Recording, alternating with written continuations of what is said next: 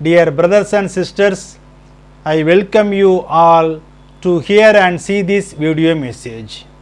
In this video, I am going to explain prevalence of poverty in SC and ST communities and Muslim community and their education level in India.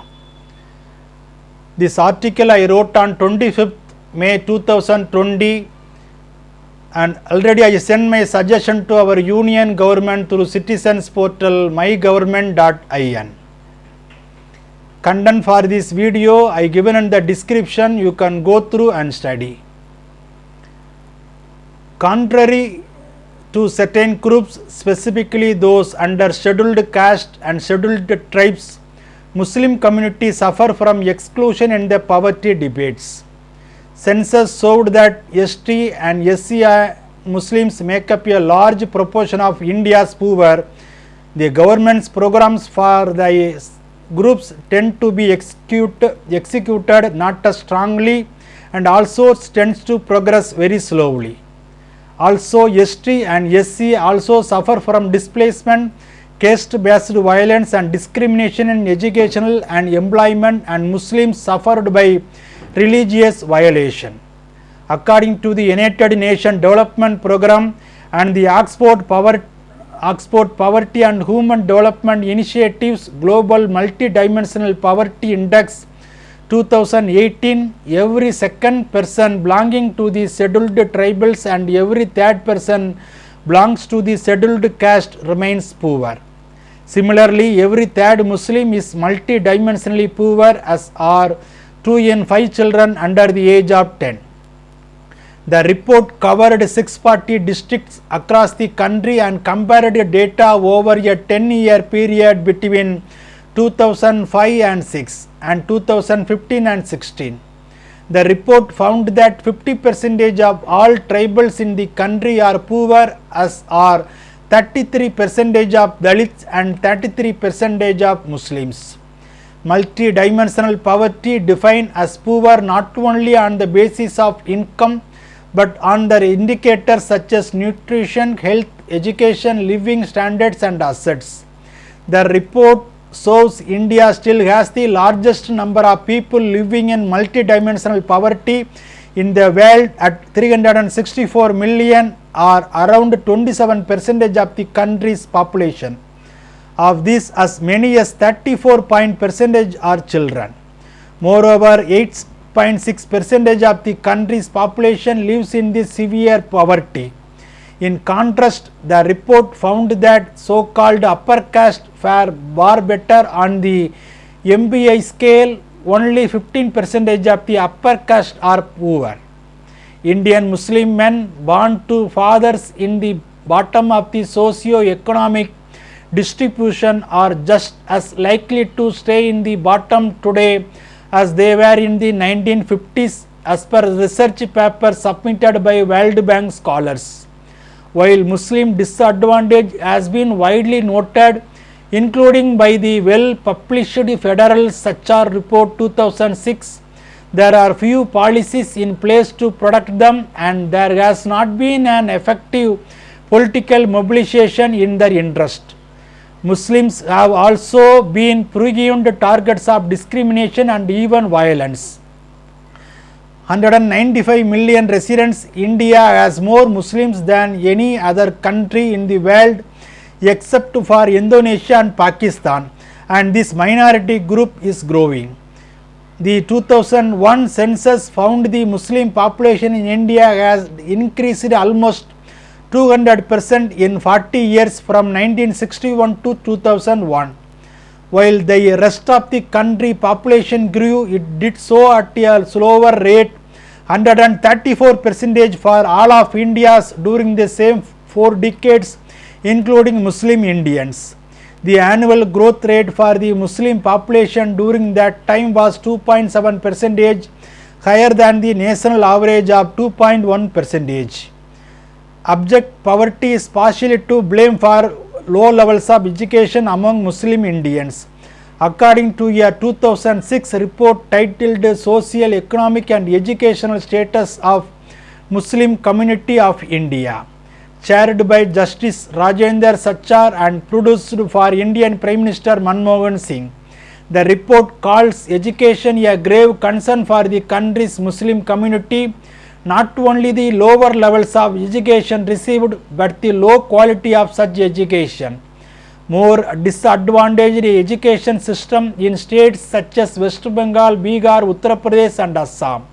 The National Sample Survey Office Labor Force Survey reports that the economic condition of Muslims does not show any signs of improvement despite India being the fastest growing large economy. An analysis of the data on economic and educational indicators for our various religious groups reveals that Muslims are facing a vicious circle of poverty. Around half the Muslim population over 15 years is either illiterate or has only primary or middle school education. The number of illiterate people is higher among Muslims, 190 per thousand, followed by Hindus 84 and Sikhs 79 and Christian 57. Muslim community has the lowest rate of enrollment in higher education in India, accounting for just 4.4% of students. That Muslims have the lowest attendance rates and educational attainment, especially in higher education, can be explained by their income level and higher cost for post-secondary education. According to the NSSO survey, the average per capita consumption expenditure used as an indicator of income among Muslims is just rupees 32.66 paise per day, which is the least among all religious groups. It is higher among Sikhs, rupees 55.30, followed by Christians, rupees 51.43, and Hindus, rupees 37.50 paise. As per the 71st NSSO survey on education 2014, the average course fee for college degrees in technical course in government and private unaided institution was rupees 25,783 and 64,442 respectively. That is too high for Muslims to afford given their per capita income. The educational attainment of Muslims is the least among all these communities. In urban areas, the number of male Muslim postgraduate is as low as 15 per thousand. This number is about 4 times lower than that of other communities. The number of male graduate among Muslim is 71 per thousand, less than even half the number of graduate per thousand in other communities. The number of Muslims educated up to the secondary and higher secondary level is 162 and 90 per thousand percent respectively, again the least among all the communities. The high level of literacy among Muslims and the low level of general education ensure that they are trapped in a vicious circle of poverty. The lack of higher education is adversely affecting their job indicators. The quality of employment is strongly linked to levels of education and skills. If a community is lagging in education, it is risk being trapped in a vicious circle of poverty. It also faces higher levels of poverty, with 25% of India 3,70,000 beggars being Muslim. This is a situation that is difficult to break out of without government intervention. The expected educational ranks of a Muslim child born in the bottom half of the parent distribution has fallen from between 31 and 34 to a dismal 29.